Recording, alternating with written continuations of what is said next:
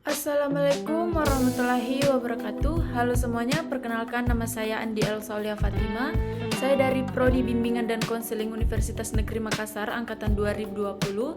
Pada kesempatan kali ini saya akan membahas sedikit tentang kode etik konseling dalam multikultural. Nah, di Indonesia itu merupakan salah satu negara yang memiliki aneka ragam budaya dan agama. Berangkat dari sebuah keyakinan bahwa budaya dan agama mempengaruhi cara pandang, pola pikir, dan tingkah laku individu. Untuk itu, selayaknya konselor dalam memahami masalah yang sedang dihadapi oleh konseli dapat dipahami secara objektif alias tidak subjektif dan holistik, sehingga penguasaan konselor mengenai keberagaman budaya yang terdapat dalam masyarakat sangat menentukan efektivitas layanan konseling. Salah satu sikap tidak etis konselor kepada konseli dalam konteks lintas budaya dan agama adalah memaksakan nilai-nilai konselor pada konseli, konversi agama, sikap diskriminasi, dan lain-lain. Konseling multikultural adalah hubungan konseling yang merespon budaya yang memiliki latar belakang yang berbeda antara konselor dan konseli. Layanan bimbingan dan konseling multikultural bila dilandaskan semangat Bhinneka Tunggal Ika yang berbasis kesamaan dan keragaman dan pada nilai-nilai yang terdapat pada budaya bangsa Indonesia yang nyata dalam mewujudkan kehidupan yang harmonis dalam kehidupan pluralistik. Hubungan konseli tidak terlihat sederhana karena setiap klien memiliki ciri khasnya masing-masing dari setiap budaya.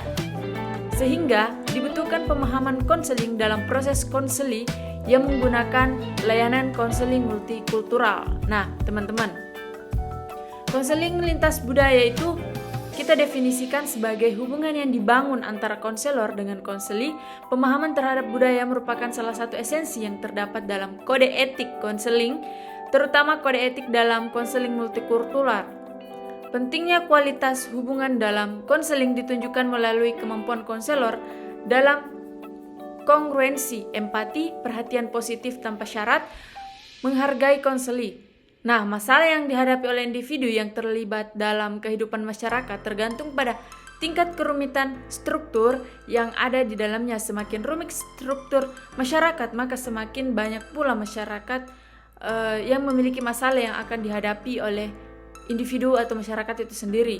Dalam pendekatan multikultural, sedikitnya terdapat 3 pendekatan. Pertama, pendekatan universal atau etik, yaitu menekankan pada keuniversalan kelompok-kelompok, memandang secara pendekatan luas pendekatan apa yang sekiranya dapat diterima dan diaplikasikan dalam semua sisi budaya. Nah, pendekatan emik atau kukusan budaya yaitu menekankan pada karakteristik khusus yang dimiliki oleh suatu budaya atau karakteristik yang berbeda antara budaya satu dengan budaya yang lainnya, munculkan ciri khas dan keunikan dari masing-masing budaya untuk menciptakan rasa cinta terhadap budaya yang membesarkan serta kebutuhan khusus mereka, kebutuhan yang disesuaikan dengan masalah dan budaya masyarakat.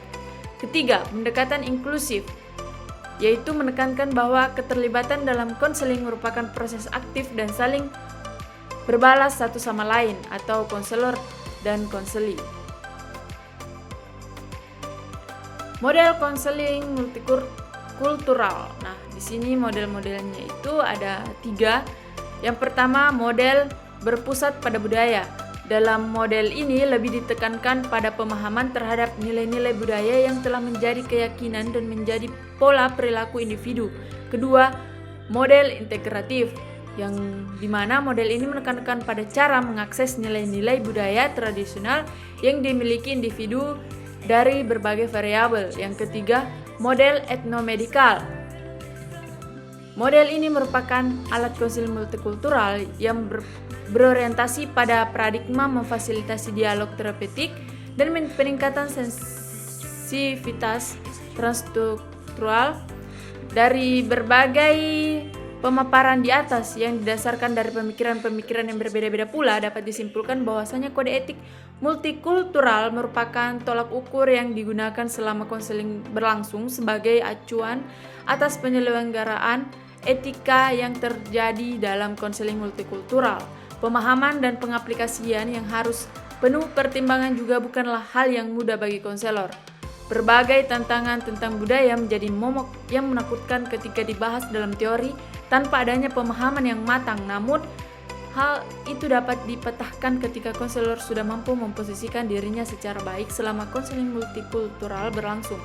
Tujuan dan penyelesaian masalah konseling pun akan lebih mudah teratasi. Sekian dari penjelasan dari saya. Lebih dan kurangnya mohon dimaafkan. Wassalamualaikum warahmatullahi wabarakatuh.